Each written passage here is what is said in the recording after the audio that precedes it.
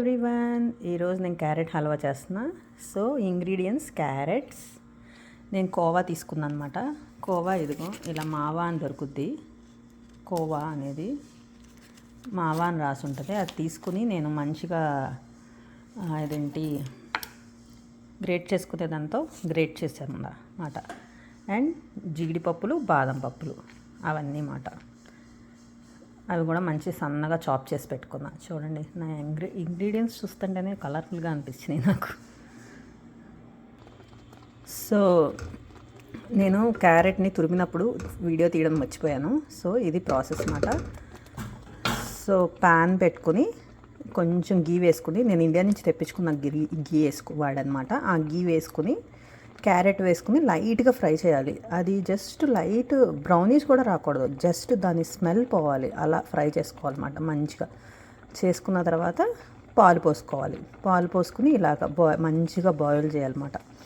Boil చేస్తే దానికి ఉన్న పచ్చివాసన పోయి మంచిగా ఆ గీ అనేది ఉంది కదా, అది బయటికి రావాలి. అప్పటి వరకు దాన్ని ఫ్రై చేస్తూ ఉండాలన్నమాట. ఓకే, నేను ప్రొసీజర్ ఇంకా చెప్తాను. ఓకే, కొంచెం గీ ఎక్కువే పడుతుంది అన్నమాట. ఎప్పుడో ఒకసారే కదా, ఇట్స్ ఓకే. సో గీ కొంచెం నేను అట్లీస్ట్ ఇంత క్వాంటిటీకి నేను ఒక 4-5 స్పూన్స్ వేసి ఉంటాను అనమాట.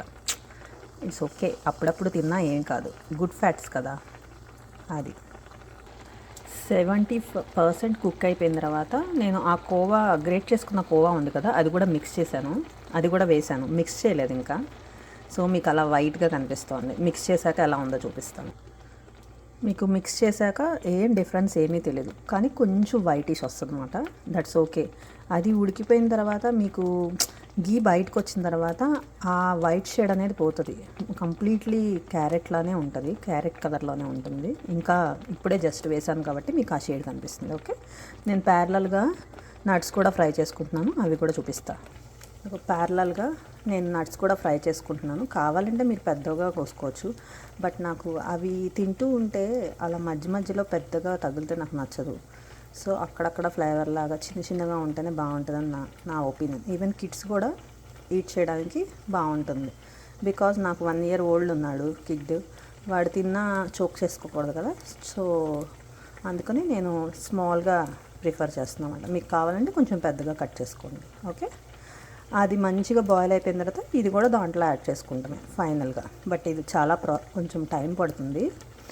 పేషెన్స్గా మనం దాని దగ్గరికి వచ్చే వరకు వెయిట్ చేయాలి. ఐ ప్రిఫర్ లో ఫ్లేమ్ మాట. దగ్గరికి వస్తున్నప్పుడు మీరు హై ఫ్లేమ్ పెట్టారనుకో, లోపల ఉన్న క్యారెట్లో లోపల ఉన్న పచ్చిపోదు మాట. సిమ్లో పెట్టి మంచిగా ఫస్ట్ నేను మీడియం ఫ్లేమ్లోనే పెట్టుకున్నాను 70% కుక్ అయ్యే వరకు. తర్వాత ఆల్మోస్ట్ డన్ అయిపోతుంది, ఇంకా 80% కుక్ అయిపోయిన తర్వాత డన్ అయిపోతుంది అన్న టైంలో కొంచెం సిమ్లో పెట్టుకుంటే మీకు లోపల ఉన్నది కూడా పోయి మంచిగా గీ అనేది బయటకు వస్తుంది అన్నమాట. సో అందుకని చెప్పి నేను సిమ్లో పెట్టాను. ఇప్పుడు బాగా లో ఫ్లేమ్లో పెట్టుకున్నాను అనమాట. కొంచెం పెట్టుకుంటే మీకు తెలిసిపోతుంది. చూడండి, చాలా దగ్గరికి వచ్చేసింది ఇప్పటికే, వాటర్ అంతా పోయి. అది నేను ఇప్పుడు షుగర్ యాడ్ చేశాను. ఒక 70%, 80% కుక్ అయిపోయిన తర్వాత షుగర్ యాడ్ చేశాను అనమాట. సో ఇంకొంచెం ముందు వేసుకుంటే ఏమవుతుందంటే 50-30% అప్పుడు 50-40% అప్పుడు వేసుకుంటే మాత్రం ఆ షుగర్ అనేది కొంచెం బంకగా అయిపోయి పాకంలాగా అయిపోతుంది. నాకు అలా నచ్చదు అన్నమాట. హల్వా అనేది పొడిగా విడివిడిగా రావాలి నాకు. అలా శుద్ధలాగా వస్తే బాగుండదు, ఇష్టపడతారు మా ఇంట్లో. సో నేను అందుకే 80% కుక్ అయిపోయిన తర్వాత వేసాను. జస్ట్ మెల్ట్ అయ్యి ఆ స్వీట్నెస్ అనేది మీకు క్యారెట్లో కూడా పడుతుంది. అందుకని చెప్పి నేను ఒక 80% అయ్యాక వేయడానికి ప్రిఫర్ చేస్తున్నాను అన్నమాట. మీ ఇష్టం. మీకు ఇంకా కొంచెం దగ్గరికి రావాలి, కొంచెం ముద్దలాగా కావాలి అంటే యూ కెన్ యాడ్ లైక్ 50%. ఆ టైంలో యాడ్ చేసుకుంటే మీకు అలా వస్తుంది. ఇంకా ఇది కూడా ఏమంత ముద్దగా ఉండదు, but I prefer like this. Okay,